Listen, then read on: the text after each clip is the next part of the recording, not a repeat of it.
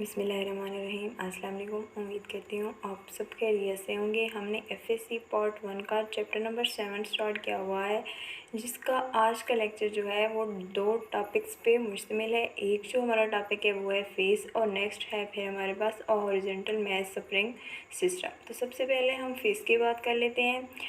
जहाँ कहीं भी वर्ड फेस आ जाए फिज़िक्स में तो आप लोगों ने समझ लेना है इसका मतलब होता है एंगल। फेस का मतलब क्या होता है? एंगल। जहाँ भी वर्ड फेस है तो तब हमने समझ लेना है वो एंगल की बात कर रहा है, सही है। वो कहता है the angle which specifies the displacement as well as direction of motion of point executing simple harmonic motion is known as phase. यानी कि हमारे पास एक ऐसा एंगल जो हमें डिस्प्लेसमेंट के बारे में भी बताए और हमारे पास जो डायरेक्शन ऑफ मोशन है उसके बारे में भी बताया। वो जो डायरेक्शन ऑफ मोशन होगी वो उस पॉइंट की होगी जो बॉडी हमारे पास सिंपल हार्मोनिक मोशन परफॉर्म कर रही है, उसे है। नेक्स्ट वो कहता है दिस एंगल इज़ अप्टेन्ड। ये एंगल हमें तभी हासिल होगा, कब होगा? When simple harmonic motion is related with circular motion.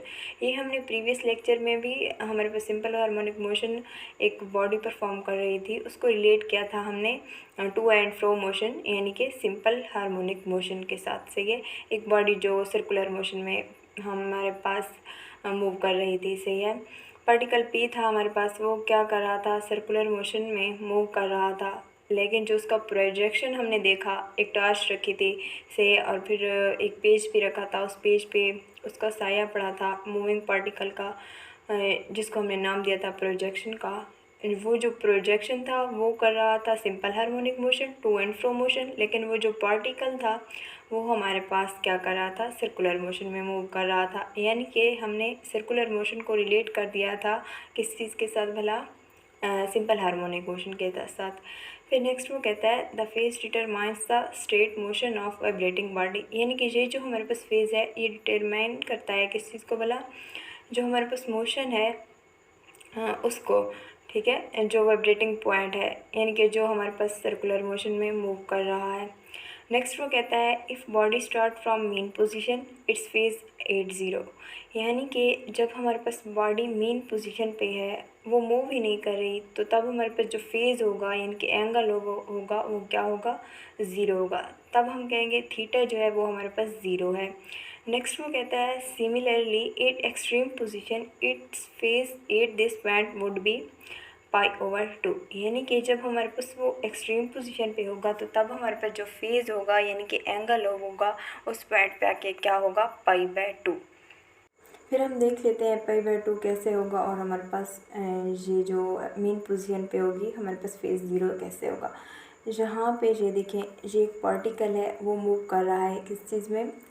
Circular motion में, ठीक है, और उसका जो प्रोजेक्शन है वो टू एंड फ्रो मोशन कर रहा है हमारे पास, से है। यहाँ पे एंगल जब था तो ज़ीरो था, क्योंकि उसने कोई मोशन ही शो नहीं की, वो मूव ही नहीं कर रहा था, ठीक है, वो अपनी मेन पोजीशन पे जब था। लेकिन जैसे ही उसने मूवमेंट शो की से, तो वो यहाँ से मीन से कहाँ आया? एक्सट्रीम पर, यहाँ डी पॉइंट पे आया। तो तब जो एंगल है वो कौन सा बन रहा है? 90 का बन रहा है, और 90 जो हमारे पास होता है वो π/2 के इक्वल होता है। सो हमने क्या कहा है? जो एक्सट्रीम पोजीशन जब हमारे पास होगी, जो एंगल होगा हमारे पास क्या होगा या फेज़ होगा वो क्या होगा? π/2। नेक्स्ट चलते हैं। नेक्स्ट वो कहते हैं एक एग्जांपल के थ्रू हमें समझाते हैं। वो कहते हैं consider a particle is moving in circle. हमारे पास एक पार्टिकल है जिसको हमने नाम दिया है पी, सही है, वो मूव कर रहा है सर्कुलर में। ये देखें, मीन्स पे था, मीन से एक्सट्रीम, एक्सट्रीम से यहाँ, फिर मीन पे, मीन से फिर एक्सट्रीम पे, एक्सट्रीम से फिर मीन पे, इस तरीके से क्या कर रहा है? सर्कुलर मूव कर रहा है हमारे पास। The angle made by rotating radius O P. यानी कि हमारे पास जो एंगल है बनता है उस रोटेटिंग रेडियस से, वो क्या है हमारे पास? O P. ये देखें, ये ओ पी एंगल बना हमारे पास। फिर वो कहते हैं with the reference line O1 at time t। जब हमारे पास टाइम t था तो रेफरेंस लाइन हमारे पास क्या थी? O1, ये O और O1। कब? जब हमारे पास टाइम बराबर था t के। So the displacement is given by, तो तब हमारे पास जो डिस्प्लेसमेंट था वो क्या था? x = x0 sin ω t + 5। ये हमारे पास डिस्प्लेसमेंट था कब, जब हमारे पास टाइम था बराबर टी के, सही है।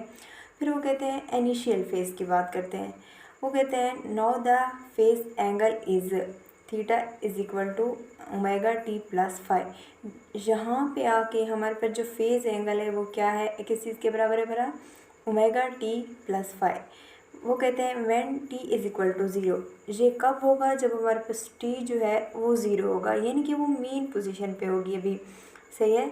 तब हमारे पास इनिशियल शुरू वाला होता है ना, स्टार्ट इसका मतलब होता है, सही है। तो वो जब स्टार्ट में देखा तो टाइम तो हमारे पास ज़ीरो ही होगा, क्योंकि वो मूव ही नहीं कर रहा हमारे पास, सर्कुलर मोशन में तो नहीं है, वो अपनी मीन पोजीशन पे है। सो हमारे पास टाइम ज़ीरो था। तो तब हमारे पास जो फेज़ एंगल है वो क्या है, theta is equal to omega T plus five, सही है। वो कहते हैं ये जो फाई है इसको हम इनिशियल फेज़ कहते हैं, क्योंकि तब हमारे पास जो टाइम है वो सिफर था और बॉडी मूव भी नहीं कर रही थी। फिर वो कहते हैं not taking initial phase as 90। अब हम क्या करते हैं, वो कहते हैं जहाँ पे जब हमारे पास ये मूव कर रहा था, अगर हमने इस टाइम पे देखा तो हमारे पास जब टाइम क्या था, ज़ीरो के बराबर, यानी कि वो मूव ही नहीं कर रहा था। लेकिन बाद में जब वो मूव कर रहा था, लेकिन हमने जब देखा तो वहाँ ये यहाँ पे था, तब हम इसको नाम देंगे ये इनिशियल फेज था। ये इस चीज़ पे डिपेंड कर रहा होता है कि हमने देखा कब था, सही है। मीन पोजीशन पे था तो हमने जब उसको देखा तो हमारे पास टाइम ज़ीरो था। लेकिन जहाँ पे अब वो स्टार्ट कर रहा था, ठीक है, वो सर्कुलर मूव कर रहा था, लेकिन जब हमने ऑब्ज़र्व करना शुरू किया तो वो जो पार्टिकल था वो हमारे पास यहाँ पे था। तो हमने क्या किया, हमने उसको नाम दिया इसका, इस चीज़ पर आके जहाँ पे हम देख रहे थे उसको नाम दिया इनिशियल फेज़, ठीक है, जो कि यहाँ पे है हमारे पास 90 के बराबर। आर पाई ओवर टू, 90 जो होता है वो पाई आर ओवर टू के बराबर होता है। देन डिस्प्लेसमेंट इज, तब हमारे पास डिस्प्लेसमेंट क्या होगा, तब हमारे पास डिस्प्लेसमेंट होगा X is equal to x not sine omega T plus 90। यहाँ पे वहाँ पे फाई था क्योंकि वो इनिशियल फेज था, सही है, टी हमारे पास ज़ीरो था। लेकिन जहाँ पे हमारे पास जो एंगल है वो 90 है, तो हमने क्या पुट किया, 90 पुट कर दिया। या हम इसको यूँ भी लिख सकते हैं x is equal to x not cos omega T. The equation gives the displacement of simple harmonic motion. ये हमारे पास क्या आ गई इक्वेशन, सिंपल हार्मोनिक मोशन जो बॉडी कर रही थी उसका डिस्प्लेसमेंट आ गया, सही है। अब हम इसको देख लेते हैं, इसकी जो डेफिनेशन हमने पढ़ी थी उसको वेरीफाई कर लेते हैं। हमने कहा था ये हमें डिस्प्लेसमेंट के बारे में बताएगा और डायरेक्शन ऑफ मोशन के बारे में बताएगा, सही है। तो जहाँ पे हम देख लेते हैं वो किस तरीके से हमें इन दो चीज़ों के बारे में बताएगा। जहाँ पे हमारे पास पार्टिकल पी जो है वो सर्कुलर मूव कर रहा है, हमने क्या किया था, टार्च यहाँ पे रखी थी और यहाँ पे एक पेज रखा था, तो जो उसका प्रोजेक्शन था वो टू एंड फ्रो मोशन कर रहा था, यानी कि सिंपल हार्मोनिक मोशन। अगर हमारे पास जो पार्टिकल है यहाँ पे था तो जो उसका साया था या उसका प्रोजेक्शन था वो यहाँ पे था हमारे पास। लेकिन जब वो हमारे पास मूव करता हुआ एक्सट्रीम पे पहुँचा तो तब उसका प्रोजेक्शन एक्सट्रीम पे पहुँचा, सही है। वो यहाँ से होता हुआ फिर मीन पे आया तो जो प्रोजेक्शन था वो मीन पे आया, फिर मीन से वो कहाँ गया, एक्सट्रीम की तरफ। तो एक्सट्रीम पे जहाँ हमारे पास प्रोजेक्शन बना और एक्सट्रीम से फिर मीन की तरफ, तो प्रोजेक्शन हमारे पास यहाँ बना। अब अगर देखा जाए ये तो हमारे पास सर्कुलर मोशन कर रहा है, लेकिन जो उसका प्रोजेक्शन है वो क्या कर रहा है, सिंपल हार्मोनिक मोशन, सही है, टू एंड फ्रो मोशन कर रहा है। ये उसकी मीन है पोजीशन और ये एक्सट्रीम और ये एक्सट्रीम पोजीशन, ठीक है। अब हमारे पास जो एंगल बना यहाँ पे ज़ीरो बना, ठीक है, और यहाँ पे पाई ओवर टू, यहाँ पे एंगल जो है 90 है तो 90 हमारे पास पाई ओवर टू के बराबर होता है, सही है। और यहाँ पे हमारे पास जो एंगल बना वो 3 पाई ओवर टू, सही है। अब अगर हमें कोई कहे कि हमारे पास जो एंगल है वो क्या है, वो है पाई ओवर टू, सही है। तो आप लोग बताएं जो हमारे पास प्रोजेक्शन है वो कहाँ पे होगी। तो हम कह सकते हैं ना कि जो प्रोजेक्शन है वो हमारे पास कहाँ पे होगी, एक्सट्रीम पोजीशन पे, सही है। हमने क्या बता दिया, उसका डिस्प्लेसमेंट बता दिया। फिर अगर हमसे पूछे एक्सट्रीम कौन सी, जो ऊपर वाली एक्सट्रीम है या नीचे वाली है, तो हम कहेंगे ऊपर वाली एक्सट्रीम पोजीशन है हमारे पास, ठीक है, उसकी डायरेक्शन भी हमने बता दी, सही है।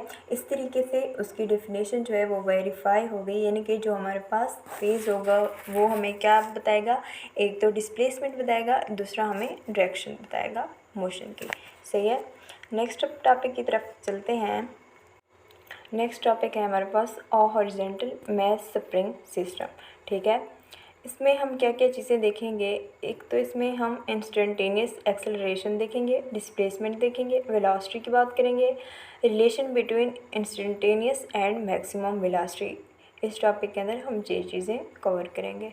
नेक्स्ट चलते हैं फिर।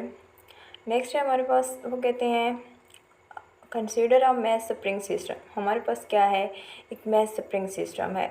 One end is connected to mass M. हमारे पास जो स्प्रिंग है उसका एक जो एंड है वो कनेक्टेड है किस चीज़ के साथ, मैस के साथ, जिसको हमने नाम दिया है एम का। ठीक है, फिर वो कहते हैं जो अदर एंड है स्प्रिंग का वो फिक्स्ड है रिजिड सपोर्ट के साथ। सही है, and it is capable to oscillate on a friction less horizontal table. यानी कि जो हमारे पास क्या है, मैस एम अटैच है स्प्रिंग के साथ। सही है, वो क्या कर रहा है, ऑसिलेट कर रहा है, मतलब टू एंड फ्रो मोशन कर रहा है on a friction less horizontal table. वो जो टेबल है वो हमारे पास हॉरिजेंटल है एक्स एक्सिस में, और वो हमारे पास जो टेबल है एक तो हॉरिजॉन्टल है, दूसरा वो फ्रैक्शनलेस है। यानी कि उसमें कोई फ्रैक्शन इन्वॉल्व भी नहीं है। ठीक है, फ्रैक्शनलेस है, उसको हम सपोज करें, ऐसा रियल में नहीं होता। सही है, हम जस्ट कंसीडर कर रहे हैं हमारे पास कोई ऐसा सिस्टम है जिसमें फ्रैक्शन हो ही ना, लेकिन हकीकत में फ्रैक्शन पाया जाता है। तो अब ये देखें, जहाँ पे आप लोगों को नज़र आ रहा होगा, एक हमारे पास स्प्रिंग है, एक तो वो अटैच है किस चीज़ के साथ, एक सपोर्ट के साथ, फिक्स्ड है बिल्कुल। और नेक्स्ट वो अटैच है, उसका जो दूसरा एंड है वो एक मैस के साथ अटैच है, जिसको नाम दिया हुआ है हमने मैस एम का। सही है, और यहाँ वो ऑसिलेट करे, इनके टू एंड फ्रो मोशन करेगा। सही है, जब हम उसको मूव करवाएंगे, वो जो टेबल है वो फ्रैक्शनलेस है, यानी कि उसमें कोई भी फ्रैक्शन नहीं है, वो हॉरिजेंटल है, यानी कि एक्सेस एक्सेस में है। ठीक है, आप लोगों को भी नज़र आ रही है जहाँ पे ये एक्सेस है हमारे पास। वो कहते हैं when the mass M is displaced from mean position. जब हमारे पास मैस एम है उसको हम क्या करेंगे, डिस्प्लेस्ड करेंगे फ्रॉम मेन पोजीशन से, एंड रिलीज्ड, और छोड़ देंगे उसको। ठीक है, and it's motion about main position is simple harmonic motion. तो वो क्या करेगी, वो अपने मेन पोजीशन के अबाउट मोशन करेगी, तो वो जो उसकी मोशन होगी वो क्या होगी, सिंपल हार्मोनिक मोशन।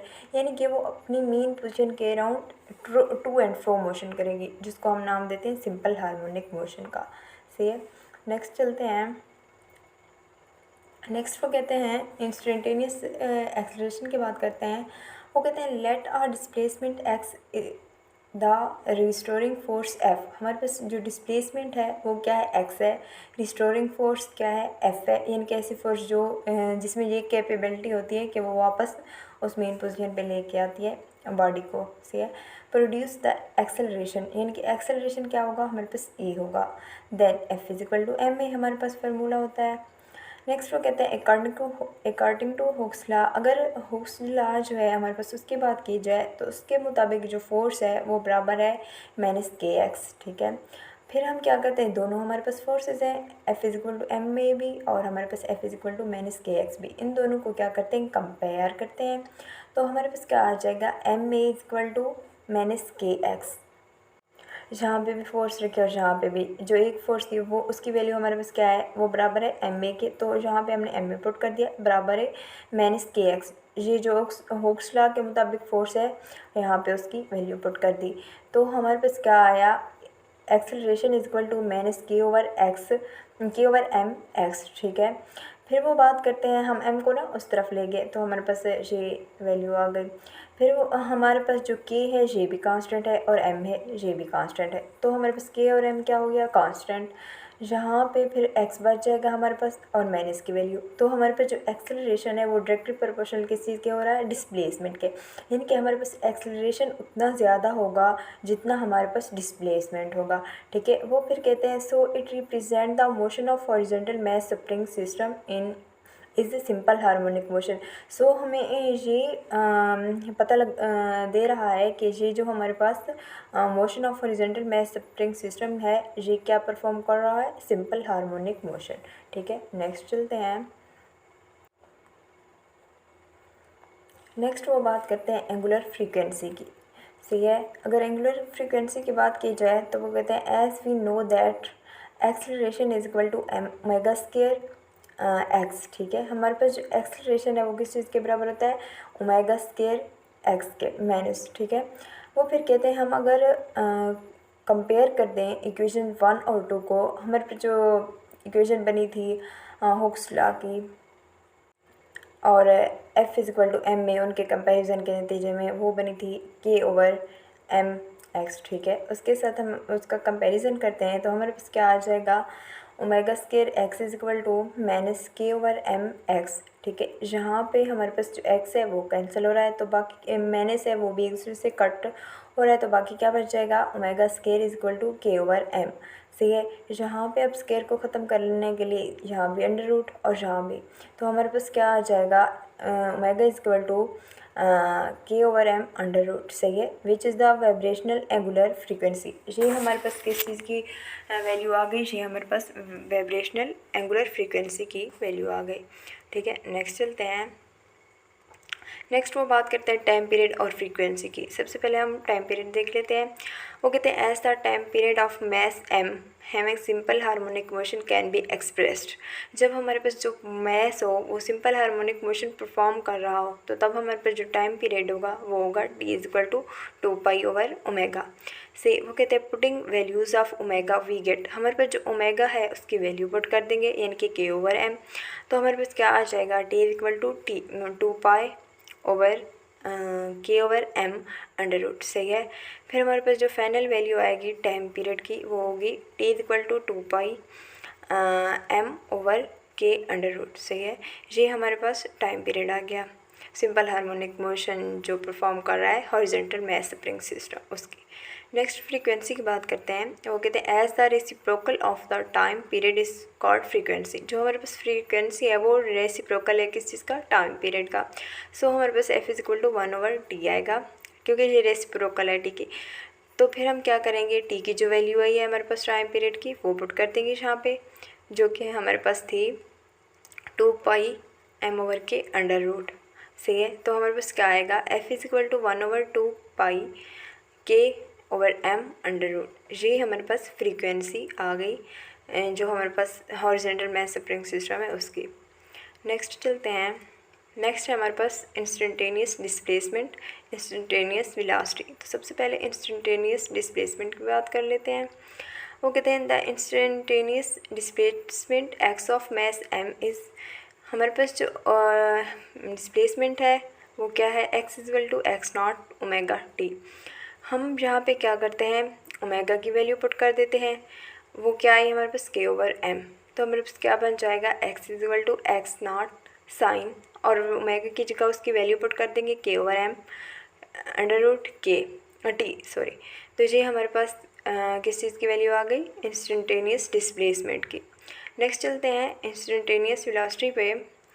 वो कहते हैं the instantaneous velocity v of a point performing simple harmonic motion is given by putting value of omega v get v is equal to omega x not square minus x2, ठीक है। ये क्या है हमारे पास instantaneous velocity है। अब हम क्या करते हैं, यहाँ पे भी ओमेगा की सेम वैल्यू पुट कर देते हैं जो कि हमारे पास है k over M x not square minus x square, सही है। फिर हमारे पास आएगा v इज इक्वल टू के over M x naught minus x square, ठीक है, अंडर रूट। अब हम इसको एक और भी तरीका है हमारे पास लिखने का, वो ये है k over M x naught x minus x square over x not square whole का अंडर रूट। ये भी एक तरीका है हमारे पास इंस्टेंटेनियस वेलोसिटी का। या तो इसको एक और फॉर्म भी लिख सकते हैं जो कि हमारे पास है v is equal to X K over M 1 minus x square over x not square. यहाँ पे जो हमारे पास एक्स नॉट स्केयर है यहाँ पे, तो अब हम क्या करते हैं, इसका जो अंडर रूट है वो ख़त्म करके इसको बाहर ले आते हैं तो हमारे पास ये फॉर्म आ जाती है, सही है। नेक्स्ट चलते हैं हम। नेक्स्ट वो बात करते हैं मैक्सिमम वेलोसिटी की, सही है। वो कहते हैं velocity of a mass is maximum at the mean position. हमारे पास जो वेलोसिटी होगी वो मैक्सिमम होगी किस पॉइंट पे आके, भला मेन पोजीशन पे, where x is equal to zero, यानी कि जब हमारे पास डिस्प्लेसमेंट ज़ीरो होगा, सही है। So we get x naught v naught sorry is equal to x naught k/m 1-0/x0 जहाँ पे हमने जो x है उसकी वैल्यू पुट कर दी 0। तो हमारे पास क्या बच जाएगा, v0 = x0 k/m। सही है। फिर वो बात करते हैं रिलेशन की। हमारे पास जो इंस्टेंटेनियसली रिलेशन है और हमारे पास जो मैक्सिमम वेलोसिटी है उसकी जो रिलेशन है वो क्या बनेगा हमारे पास, वो बनेगा v = x v0 1-x² ये जो हमारे पास रिलेशन बना, ये एक तो मैक्सिमम वेलोसिटी और हमारे पास जो इंस्टेंटेनियस वेलोसिटी है उनके दरमियान बना। ठीक है। आज का जो हमारा लेक्चर था वो यहीं पे एंड हुआ। उम्मीद करती हूँ आप सबको समझ आ गई होगी।